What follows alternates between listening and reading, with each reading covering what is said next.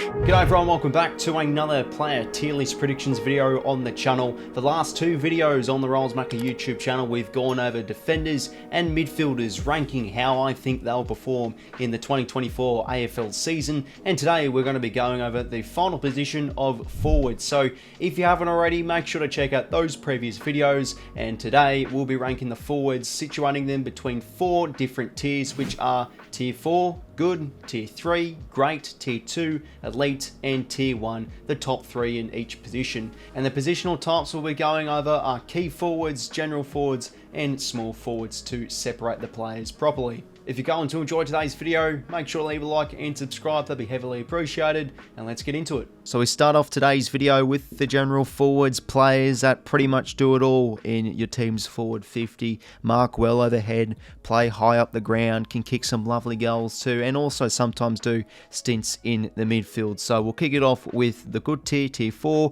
and here are the players here. We start with Ben Ainsworth from the Gold Coast Suns. I've always loved watching this guy play, high draft pick. They'll probably need more from their smalls this year, Gold Coast, should they improve. And yeah, he's just a hard-working, higher forward who can provide run and pressure and kick some great goals on the run too. So Ben Ainsworth, keen on him. Jamie Cripps from the West Coast Eagles, in the twilight of his career, obviously, but he's always been a really underappreciated and underrated player in the Eagles system, and will definitely help as that a wise and experienced head in their forward line heading into 2024.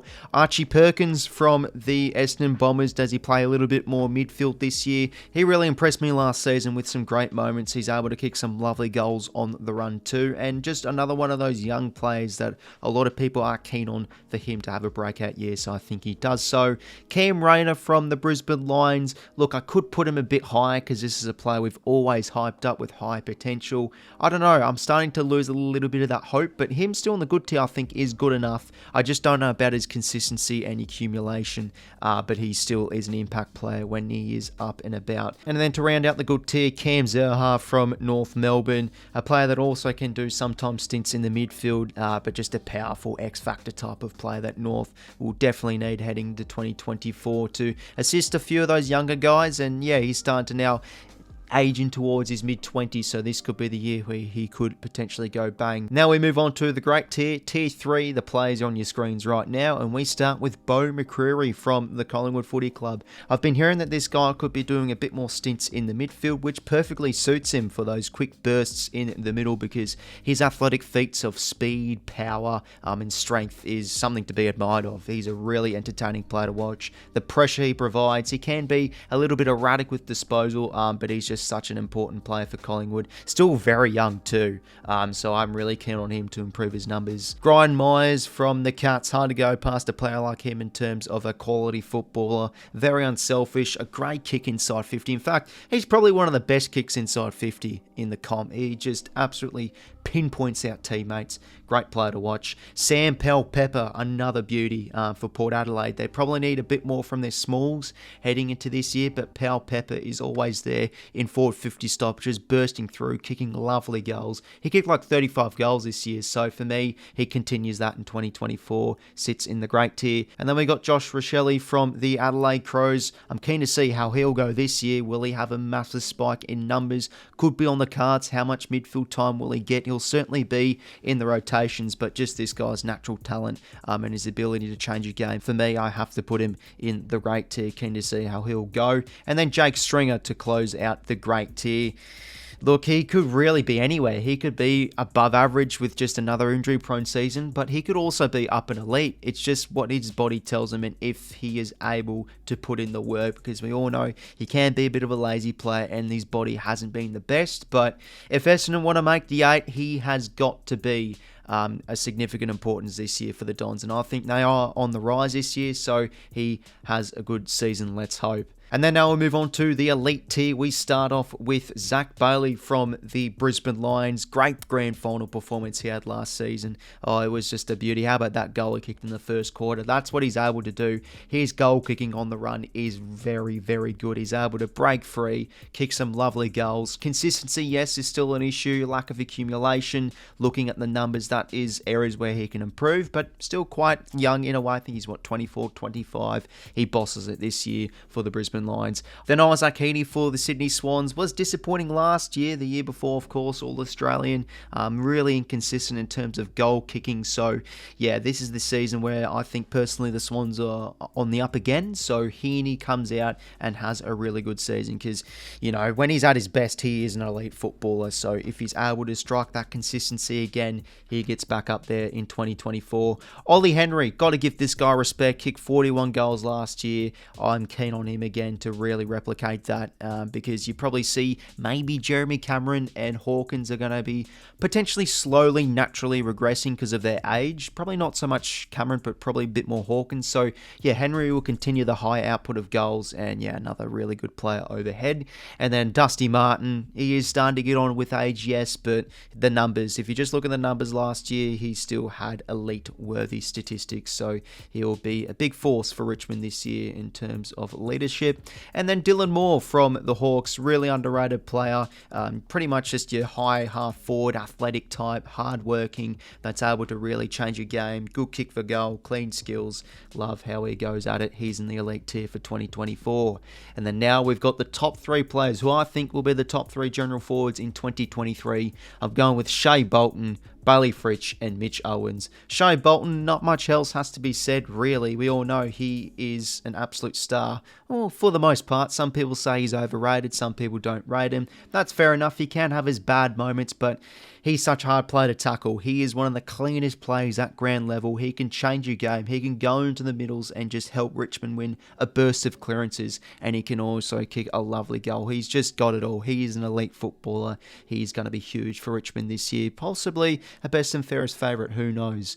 Bailey Fritsch from the Melbourne Demons. I've always loved watching this guy play. Last year, he was able to kick his goals, of course. He is a sharp shooter, but geez, there was a lot of games last year where he did have inaccuracy problems, but I am backing this guy to have a really good year. Kick 50 plus goals, that could be on the cards. And then finally, Mitch Owens. Maybe this could be a bit of a premature prediction. I'm definitely aware of that, but from what we have seen in his career so far, and especially last season, just an athletic freak who's very good at ground level too, very good overhead, he's versatile, he's just got all the tools really to be just that elite player forward of centre for the Saints, and a big breakout season I am going to be predicting for Mitch Owens. He's going to be a top 3 general forward to round out the general forwards. Next up we have got is the small forwards. We'll get into it right away with the good tier. We start with Toby Bedford from the Giants. One of the pickups of the year last year.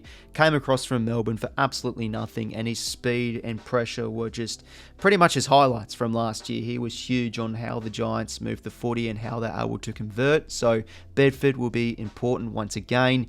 Tyler Brockman from the West Coast Eagles, the new recruit. Hawks fans, and at Hawthorn he was quite well rated, and he's coming across to a side that are in desperate need of some young small forwards. Noah Long had a very good first year, but now Brockman added into the mix, I think he can come out and maybe be, I think, a surprise packet of the comp, maybe potentially kick over 30 goals. Let's see. And then Dan Butler from St Kilda, great pressure forward, was very impressive in their campaign last year. Kicked over 30 goals as well, so for me, I just think he continues that and becomes another solid small forward for the Saints in 2024. Brad Close from Geelong, really underrated player. Always enjoy watching him play. He's always sometimes able to bob up with 3 goals or 4 and just clean.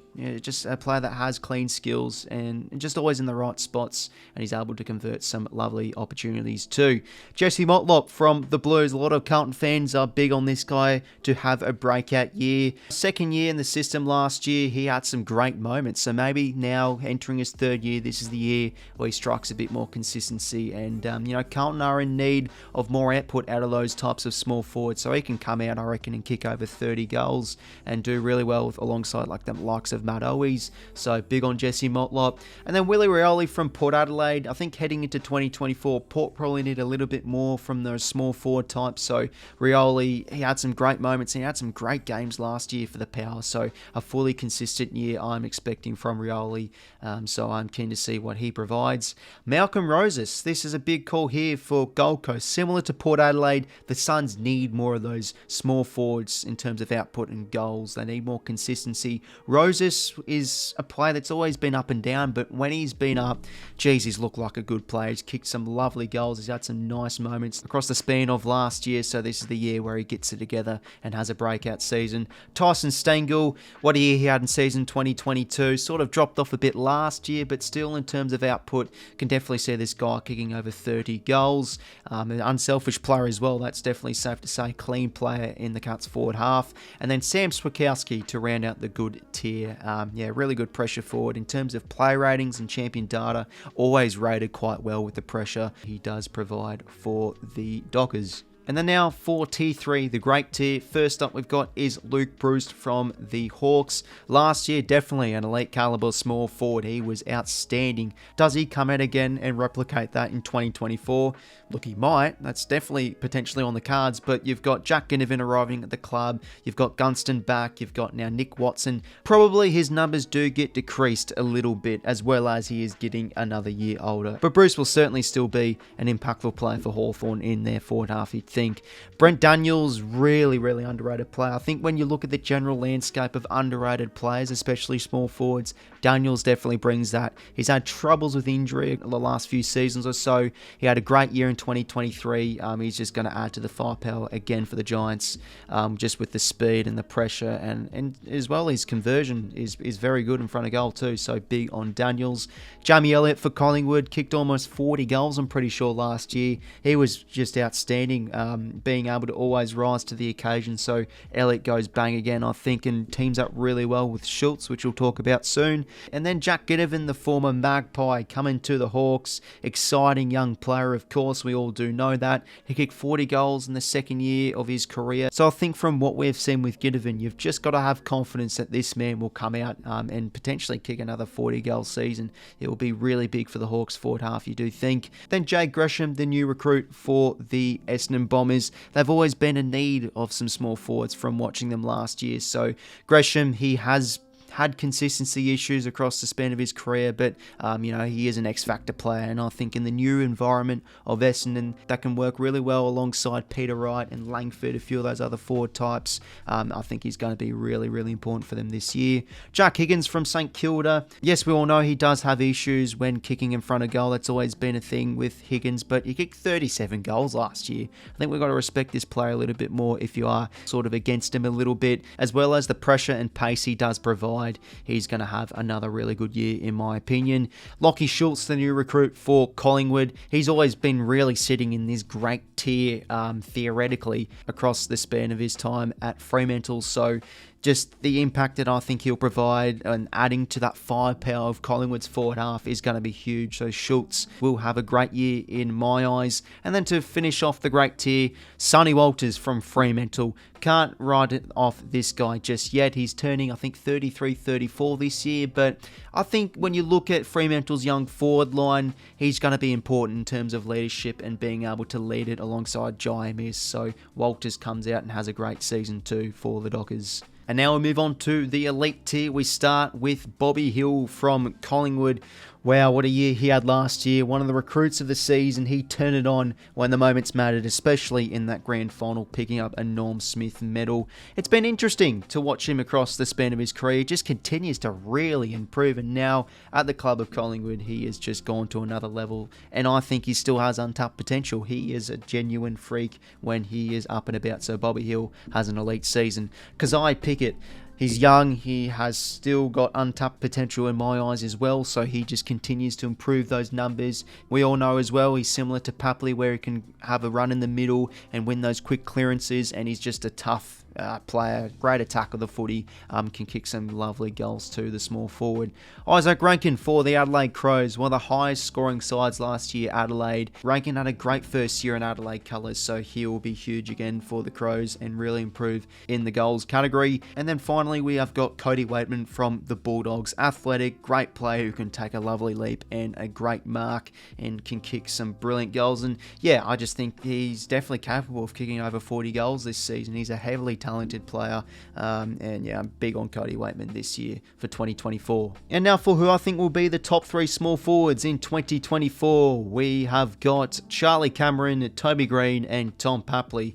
Charlie Cameron, it really speaks for itself. His production is brilliant. He's able to kick really over 50 goals for a few seasons in a row now. It feels like he is just huge for Brisbane. The goals he gets out of the back, a hard player to tackle, great footballer. And then Toby Green, not much has to be said. He is a genuine superstar, and he'll continue that, the All-Australian captain. And then we do have Tom Papley. Yes, I'll admit a little bit of bias as I'm a Swan supporter, but this guy is just a great player. You know, he is a proven match winner who's able to stand up when the team needs him the most. He can kick some lovely goals. He can run through the middle, win those quick clearances as well. His body work is really good as well, one-on-one in the air. And I'm bullish on this guy to get back to his best as he is in his prime. Probably a 2021-esque season I'm predicting for Tom Papley. So he'll be a top 3 small forward in 2024. And that rounds out the small forwards. And finally, we have got, of course, the key forwards to round out today's video. We'll start with the good tier, and we will begin with Jeremy Finlayson for Port Adelaide. Was considering putting this guy in the great tier, certainly sitting in that at the moment, but Geordie Artis coming into the mix, Dixon slowing down, Todd Marshall I'm also big on as well. It will be around the mark, Finlayson, definitely over 35 goals. He's just really important in terms of structure for the pair. And then next up, Darcy Fogarty from the Adelaide Crows, really athletic play, great mark of the footy. Bit of pressure on him this year with Walker slowing down, and is he the guy to lead their forward line this year and kick over 50 goals? He's certainly capable of doing so. And then Mitch Georgiadis from Port Adelaide, he's coming off that ACL injury, so it's a bit of an unknown on how he'll go this year, but I'm pretty sure his second season he kicked almost 40 goals, if I'm not mistaken. I think it was around 32 or so. So that is great numbers alone, so he's going to be big, I think, for the pair. Another really athletic key forward. Eric Hipwood from the Brisbane Lions, he does have his bad moments and bad games, but when he has his good games, not much is said. I think he's a bit of an underappreciated player in Brisbane's system. He's able to really play well as that second man to Daniher, and he's going to be important once again this year.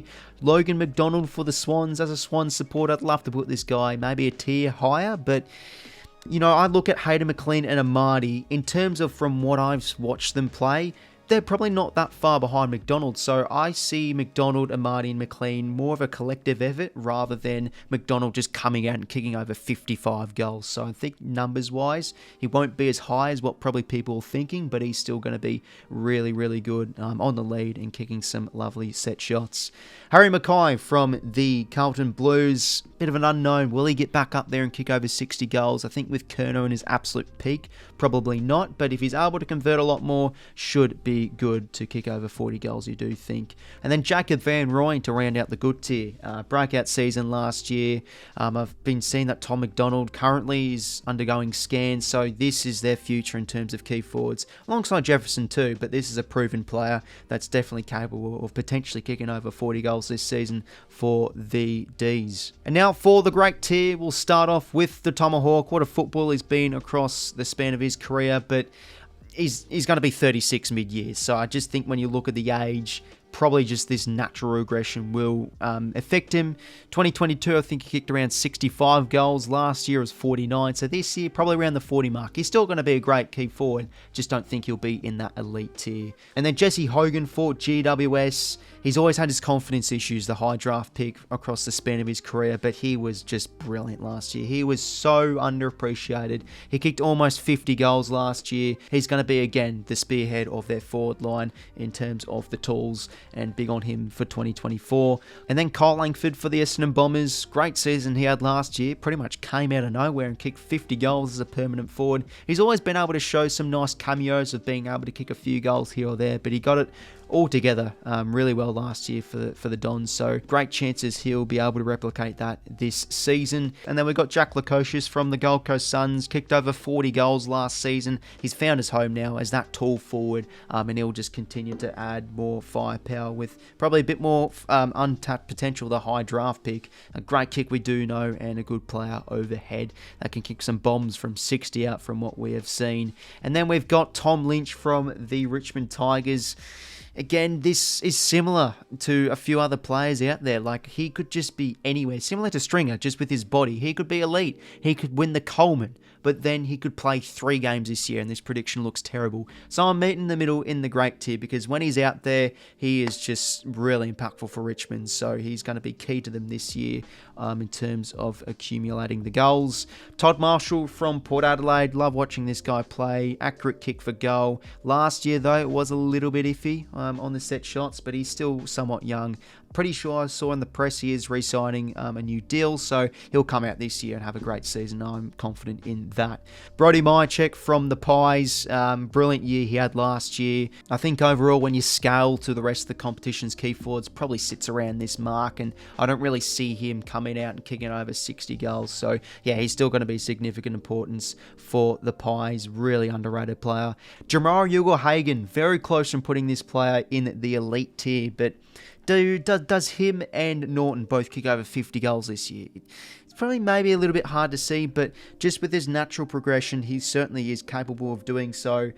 He'll definitely be up there for me. He's just an awesome player to watch from last year. Athletic, very good on the lead. But yeah, set shot probably still needs a little bit of work, but that will improve as he does get on. He's going to have a great season. And then to close out the great tier, we have got Peter Wright from Essendon.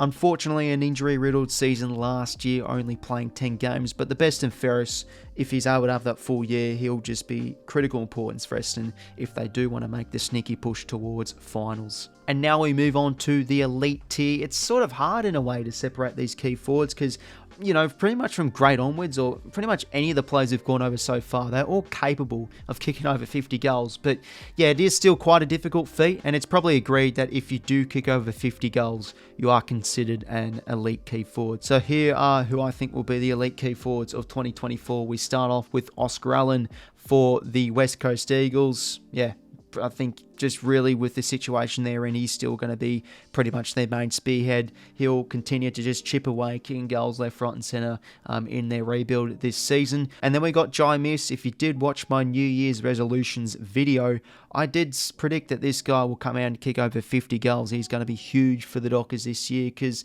who is really going to lead their forward line in terms of tools? Joice is the man. Watch out for him. Joe Daniher, 61 goals last year. Brilliant season for the Brisbane Lions. He's in his prime. It's a no-brainer. And then Ben King and Max King. We've got both the King brothers here. For me, really, both of these players are definitely capable of kicking over 50 goals. Pretty sure they have both done it before. Don't think Ben has, but Max has. So, yeah, not really much else can be said. If these players can keep out on the park, can avoid injury, will definitely be up there in terms of goals. And then Mitch Lewis, a highly predicted breakout player for 2024. Again, how will he go in just a forward line that's able to accumulate a lot of goals? He's going to be very important though. Definitely capable of coming out and kicking over 60 goals. Watch out for Mitch Lewis for 2024. Aaron Norton, massive deal he signed at the back end of last year. What is it, 8-9 year deal? I've lost count with the amount of years, but yeah, no, he's been able to kick over 50 goals the past few seasons. Very good overhead. Is similar to Ugle-Hagan really, but with a bit more production, so he'll definitely be up there as well. And then Taylor Walker for the Adelaide Crows. Does he have a massive drop off this year? I can't really see it, but it's going to be hard to see him kick, 75 goals or what was it? Something like that last year. But he's still going to be elite caliber, I do think, because, you know, he's able to kick goals on his left, his right, snaps, you name it. Really, really good footballer, Taylor Walker, so he'll be up there once again. And then finally, my prediction for the top 3 key forwards in the competition. We've got Jeremy Cameron, Charlie Curnow, and Nick Larkey. Jeremy Cameron starting to get on a little bit now in terms of age, but I think we can't disrespect this guy too much. I mean, how about his season 2022? He was just absolutely brilliant. And some people are saying this guy could have won the Brownlow, almost should have won the Brownlow with how good he was. The start of the season was brilliant from him last year, and then, yeah, he just had issues on getting consistency after that terrible collision with, I'm pretty sure it was Gary Rowan last year. So he had a little bit of inconsistencies, but he comes out again and really shows that he is one of the competition's best key forwards. Charlie Curnow, it's a no-brainer really. Great chance to go back-to-back for Coleman's this year. He's at his absolute peak. And then Nick Larkey kicked over 70 goals for North Melbourne last year. Definitely can see him doing that once again in 2024. So there are the key forwards. So everyone, that rounds out my 2024 tier list predictions video for the forwards.